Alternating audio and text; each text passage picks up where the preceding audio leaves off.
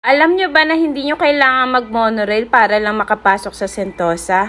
May malibreng paraan dyan guys. Kaya tara, samahan nyo ako pumunta sa Sentosa using our feet, not a monorail. Malaki ang matitipid nyo guys pag hindi kayo nag-monorail o hindi kayo nag-taxi papasok dito. Ang standard fee pala ng monorail is $4.